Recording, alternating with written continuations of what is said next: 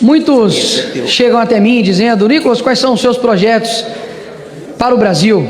Aqui no Congresso, em apenas 2 anos, já apresentamos 30, mas eu vou te dar a resposta para essa pergunta. Sempre quando perguntarem, pode responder. O projeto do Nicolas para o Brasil é que, através da política, a gente consiga transformar o caráter da política, porque não há projeto de lei capaz de mudar o caráter de uma nação. Não há projeto de lei capaz de mudar que um homem corrupto se torne um homem correto.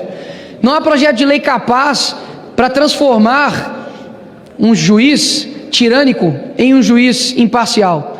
Não há projeto de lei capaz de fazer com que pessoas sejam morais, sendo que elas são a vida inteira mau caráter.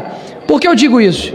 Porque nós estamos vendo agora no nosso país, e mesmo você sendo de direita, esquerda, centro, para trás, para frente, não me importa, mas se você tem um mínimo de honestidade intelectual, você vai perceber que há uma semana, José Dirceu, a pessoa que idealizou o maior esquema de corrupção do mundo, está solto, livre, inclusive um chute, pode até concorrer a algo aqui nesse Congresso Nacional. Rachadores confessos estão aqui impunes, líderes de facção criminosa estão meramente soltos e livres pelo STF. Enquanto isso, uma senhora, que, me perdoe pela palavra, que defecou na mesa do ministro Alexandre de Moraes, uma atitude deplorável, vergonhosa para a nossa democracia, mas agora tem uma pena de 17 anos nas suas costas. Atitudes idiotas e burras, pelo que eu saiba, não são crimes.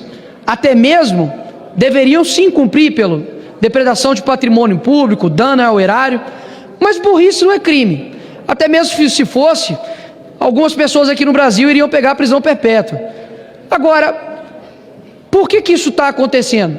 Porque ela não é filha de nenhuma celebridade, porque ela não é parente de nenhum presidente, porque ela não está envolvida com nenhuma pessoa de poder, porque ela sim é uma pessoa que estava lá e cometeu diversos crimes de menor potencial ofensivo, até mesmo porque era um crime impossível.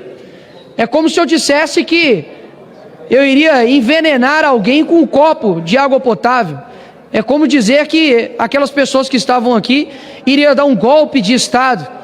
Faça aí uma breve pesquisa no que é golpe de Estado em toda a humanidade, você verá que é bem diferente do que aconteceu aqui no fatídico dia terrível do 8 de janeiro. E por que eu estou dizendo isso? Porque enquanto nós estamos aqui, enquanto eu vejo a minha filha, enquanto eu saio para poder me alimentar, poder trabalhar, ainda há pessoas que estão sofrendo por conta de uma perseguição judicial. Eu sei que tudo que eu vou falar aqui, talvez para alguns, não vai ser capaz de sensibilizar um coração tão de pedra. Afinal de contas, existem pessoas aqui que não podem dar um passo para trás, porque já estão num lamaçal tão grande ideológico que jamais concordariam comigo. Mas eu já ouvi aqui nessas sessões, por exemplo, pessoas vangloriando, por exemplo, Marighella, ou até mesmo Che Guevara, ou Stalin, ou qualquer outra figura que seja da história, com uma falácia de luta por direitos humanos, ou luta por pessoas que estão em situação de vulnerabilidade. Existem pessoas hoje, repito, existem pessoas hoje que estão na cadeia injustamente, com penas desproporcionais, que nem mesmo corruptos nessa nação pegaram, e que nenhum deles usam tornozeleira eletrônica, estão sendo privados de ter contato com suas famílias, de seus filhos, porque eles estavam usando verde e amarelo. Eu sei que a esquerda de fato tem como Bolsonaro um símbolo de ódio, um símbolo que eles detestam, e que vão fazer de tudo para poder massacrá-lo, assim como o ministro Alexandre de Moraes faz, através dessas pessoas que estão basicamente sendo ali um revanchismo jurídico. Mas o que eu estou querendo dizer aqui não é para poder falar: nossa, por favor, sensibilizem seu coração, porque eu sei que essa galera não tem sensibilidade alguma. Afinal, se tivesse, jamais, por exemplo, ostentariam a foice e o martelo que matou milhões de cristãos, inclusive. O que eu estou querendo dizer aqui é voltado para a direita. É para voltar para nós que fomos eleitos aqui nessa casa, para que a gente, honre os votos que nós tivemos. Quando você pega, por exemplo, a presidência, aqui a eleição da presidência dessa casa, que já coloco com uma imoralidade gigantesca, colocar né, em jogo, vida das pessoas, anistia do dia 8, mas enfim, é uma modalidade gigantesca já fazer isso. Agora, não tenho nada contra os candidatos, inclusive já conversei, vários respeitosos.